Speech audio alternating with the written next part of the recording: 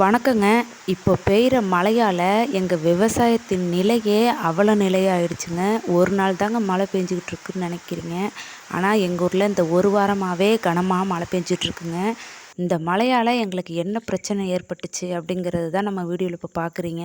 இப்போ பார்த்தீங்கன்னா இது தாங்க நம்ம கடலக்காடு. கடலக்காட்டில் எவ்வளோ தண்ணி நிற்கிது பாருங்கள். நம்ம கடலக்காய் 3 நாளாக பறிச்சுக்கிட்டு இருக்கோங்க. ஆனால் பார்த்தீங்கன்னா மழை நம்மளை பறிக்கவே விடுறதில்ல. எந்த அளவுக்கு காய் நல்லா பிடிச்சிருக்கு பாருங்கள். நாங்கள் செடியெல்லாம் பிடுங்கி போட்டாச்சுங்க. இந்த மழை பெஞ்சதுனாலங்க நம்ம செடியெல்லாம் அப்படியே இத்து போச்சுங்க. உங்களுக்கு பார்த்தாலே தெரியும் எந்த அளவுக்கு கருப்பு கருப்பாக இருக்குது பாருங்கள். அதெல்லாம் மழையில் நனைஞ்சு செடியெல்லாம் இத்து போனதுனால தாங்க அப்படி இருக்குது. நாங்கள் கஷ்டப்பட்டு 3 மாதமா இந்த கடலைக்காக தான் போராடி இந்த அளவுக்கு அந்த செடியை கொண்டுட்டு வந்து ஒரு அறுவடைக்கு தயார் நிலையில் இருக்கிற நேரத்துக்கு மழை வந்துடுச்சு. மழை பெஞ்சுக்கிட்டே இருக்கிறதுனால நாங்கள் காட்டில் இருக்கிற செடியெல்லாம் பிடுங்கிட்டோங்க. இல்லைன்னா மண்ணுக்குள்ளேயே இருந்துச்சுன்னா கடலையெல்லாம் அடுத்து முளைக்க ஆரம்பிச்சிட்டோம். அதனால் நாங்கள் எல்லாத்தையும் பிடுங்கிட்டோங்க. பிடுங்கினதுலேருந்து 4 நாளைக்கு இப்போ தொடர்ந்து மழை பெஞ்சுக்கிட்டே இருக்குங்க. எங்களால் ஒழுங்காக கடலையை எடுக்கவே முடியலை. 3 மாதம் காப்பாற்றி இன்றைக்கி நம்ம அறுவடைக்கு கொண்டுட்டு வந்தோம்னா இந்த மழையால் எங்களுக்கு 4 நாள் மன உளைச்சலாகவே ஆயிடுச்சுங்க. வெயில் வருது, அப்படியே மழை வருது, வெயில் வருது, மழை வருது. ஆளும் வேலைக்கு வராங்க, வந்தும் அவங்களால வேலையை ஒழுங்காகவே செய்ய முடியல. இந்த மழையினால் ஒரு நாளைக்கு வராங்க, 2 நாளைக்கு வர முடியல. மழை தொடர்ந்து பெஞ்சுக்கிட்டே இருக்குது. இயற்கைக்கு முன்னாடி நம்ம ஒன்றுமே பண்ண முடியாதுங்க. என்ன மழை இன்னும் ஒரு 10 நாள் தள்ளி வந்துருந்துச்சுன்னா நாங்கள் எப்படியுமே இந்த அறுவடையை முடிச்சிருப்போம். கடலக்கொடியெல்லாம் பார்த்திங்கன்னா ஆட்டு மாட்டுக்கு ஒரு 3-4 மாதத்துக்கு நாங்கள் சேகரித்து வச்சுருப்போங்க. இந்த கடலக்கொடியை நம்பி தான் நாங்கள் இன்னுமே ஆட்டு மாட்டுக்கெல்லாம் தட்டுப்புல்லாம் எதுவுமே வாங்காமல் இருந்தோம். இப்போது கடலையும் இப்படி ஆயிடுச்சு. என்ன பண்ணுறதுனே தெரில. இதை காய வச்சு எடுத்து ஆட்டுக்கு போட்டால் சாப்பிடுமா என்னன்னு கூட தெரியலை. இது ஆட்டு மாட்டுக்கு ஒரு நல்ல தீனிங்க இந்த கடலைக்கொடி. செடியில் காய் நல்லா பொடிச்சிருக்குங்க. இருந்தாலுமே இந்த காயலெல்லாம் எடுத்துகிட்டு போய் காய வைக்கிறதுக்கு நம்மக்கிட்ட போதுமான வெயில் இல்லைங்க. அப்படியே வெயில் வந்தாலுமே கொஞ்ச நேரத்தில் மறுபடியும் மழை வந்துடுது. மழை வந்துச்சுன்னா மறுபடியும் வெயில் வருது. என்ன பண்ணுறதுனே தெரியல. காய வைக்கிறோம், மறுபடியும் எடுத்து வைக்கிறோம், மறுபடியும் காய வைக்கிறோம், மறுபடியும் எடுத்து வைக்கிறோம்.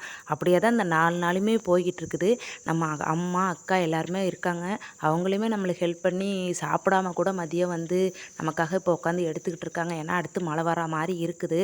வெயில் இல்லாததுனால சரியாகவே காயெல்லாம் காய மாட்டேங்குதுங்க. எந்த அளவுக்கு காய் காயுதோ அந்த அளவுக்கு தான் நம்ம இந்த காய்களை விற்க முடியும். இப்படியே மழை பெஞ்சிக்கிட்டு இருந்துச்சுன்னா போட்ட காசை எடுக்க முடியுமானே தெரிலங்க. ஆள் கூலி செலவு, எங்கள் செலவு எல்லாமே சமாளித்து தான் இந்த கடலையை நாங்கள் விற்கணும். ஆனால் இப்போ பார்த்திங்கன்னா கடலை நல்லாவே பிடிச்சிருக்குங்க. விலையுமே நல்லா இருக்குது. ஆனால் நம்ம மழையால் அந்த காயெல்லாம் விற்க முடியாத சூழ்நிலையில் இருக்கிறோம். நல்லபடியாக மழை அடுத்து பெய்யாமல் இருந்துச்சுன்னா விற்றுலாம். ஆனால் தொடர்ந்து இங்கே மழை பெஞ்சிக்கிட்டே தான் இருக்குது. என்ன பண்ணுறதுனே தெரியலங்க. இந்த வீடியோ எதுக்காகனா நம்மளோட சூழ்நிலை இப்போ எப்படி இருக்குது அப்படிங்கிறத உங்களுக்கு ஒரு காட்டணும் அப்படிங்கிறதுக்காக தான் இந்த வீடியோவை இப்போ நான் பதிவிடுறேன். நம்ம விவசாயத்திலங்க இது மட்டும் ஒரு பிரச்சனைங்க. காலநிலை எப்போ வேணாலும் மாறிக்கிட்டே இருக்குங்க. அதனால் நம்ம தான் மாற்றத்துக்கு தகுந்த மாதிரி விவசாயத்தை பண்ணணும்னு நினைக்கிறோம். ஆனால் நம்மளால் முடியல. ஏன்னா சித்திரை மாதம் பட்டை நட்டோம். ஆனால் இப்போ ஆடி வந்துடுச்சு. ஆடியில் நம்ம அறுவடை பண்ணுற டைம் வந்துடுச்சு. மழை இன்னும் அடுத்த மாதம் தான் வரும்னு நினச்சோம். ஆனால் இப்போவே வந்துடுச்சு. இந்த மழையெல்லாம் சமாளித்து அந்த காயை பறித்து காய வச்சு அதை கடையில் விற்று கூலி ஆளுக்கு காசை கொடுத்து இன்னும் எவ்வளோ வேலை இருக்குங்க. ஆனால் பாருங்கள் மழை நம்மளை விடுறதே இல்லை. கல்லை பறிச்சுக்கிட்டே இருக்கும்போது அப்படியே கருக்கள் கட்ட ஆரம்பிச்சிருச்சுங்க. அப்படியே திடீர்னு பார்த்திங்கன்னா மழை வர ஆரம்பிச்சிருச்சு. நாங்கள் எல்லாருமே அப்புறம் வீட்டுக்கு வந்துட்டோம். ஒன்றுமே பண்ண முடியல.